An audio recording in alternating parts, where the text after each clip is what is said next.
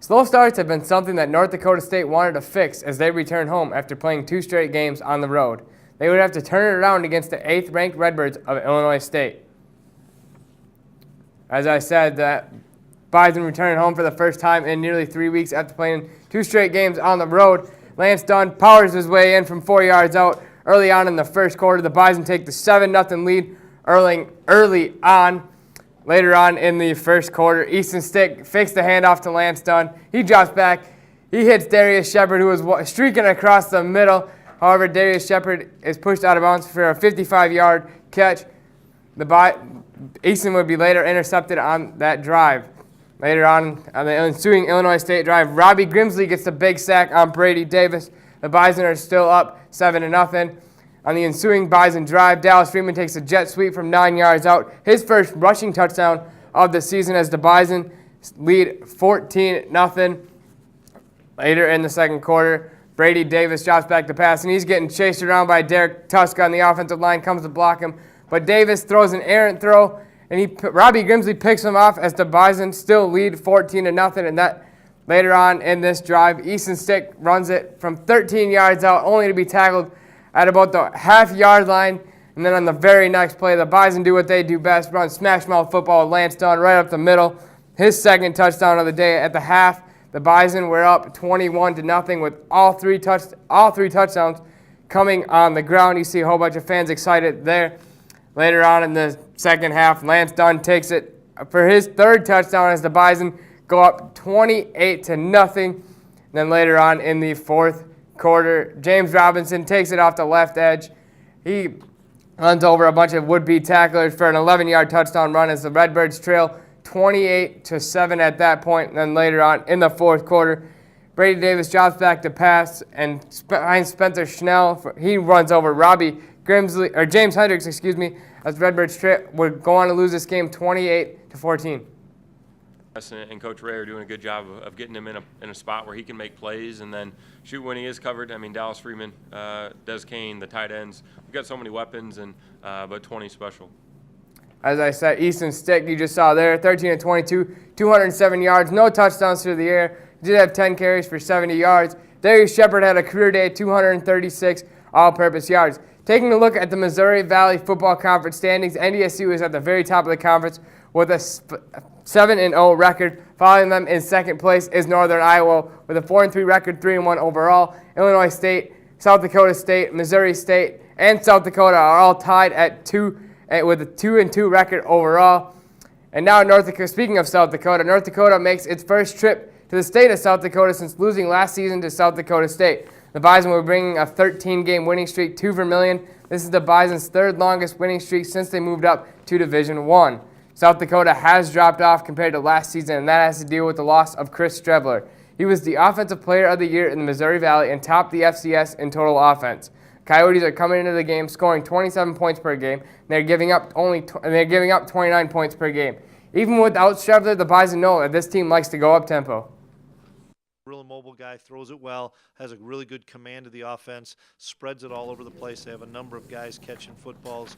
I know the Allen kid's an exceptional player. They have a number of running backs, and it's a different offense to face when they're playing at home at their place.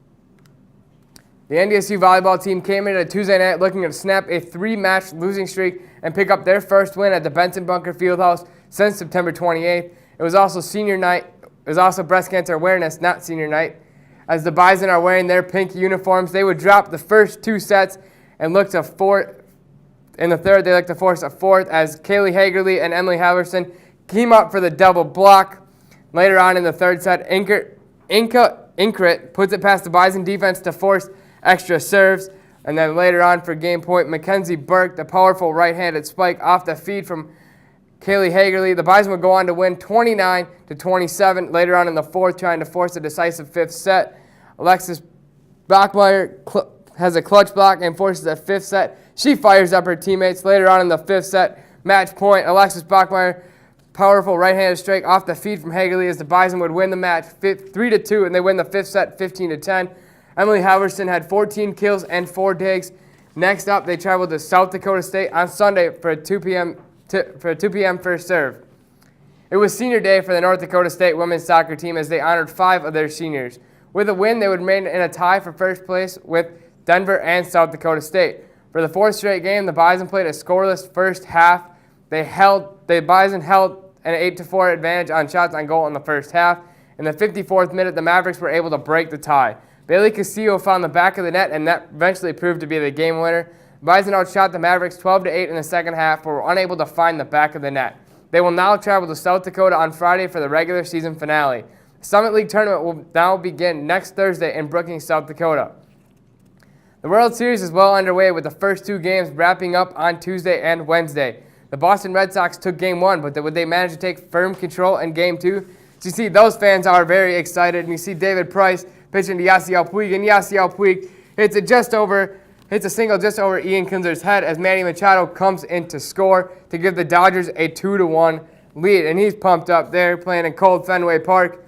Later on in the top of the 5th inning, Brian Dozier hits a liner to right field, and Andrew Benintendi makes a nice leaping catch. As you see here again, he looks like he's Superman out there in right field. The Dodgers are still up 2-1. And go to the bottom of the 5th inning. Ryan Madsen on to pitch for the Dodgers, relieving Hyun-Jin Ryu. And he walks Steve Pearce with the bases loaded as Christian Vasquez comes in to score. Red Sox tie it up at 2. Later on in the 5th inning, 2 outs, 1-0 count to J.D. Martinez. Don't want to leave anything over the plate to him as he singles the right scoring Mookie Betts and Andrew Benintendi. The Red Sox take the lead 4-2. Fast forward to the top of the 9th. Craig Kimbrell on to save it for the Red Sox and go up 2-0. He gets Matt Kemp to ground out to the shortstop, and the Red Sox take a commanding 2-0 lead. And as I said, David Price gets the win, his 2nd consecutive playoff win. Hyun-Jin Ryu takes the loss. Craig Kimbrell gets the save. The Red Sox will now both teams will now travel to LA for a 3-game series with first pitch on Friday on Fox. And if you want to catch more of the MLB playoffs, you can tune into our YouTube channel and catch myself and Jalen Ender talking about the MLB World Series and our predictions and who we think the MVP is going to be. Well, thanks, Eric. Coming up after the break, we have this week's Hollywood Minute and Bison on the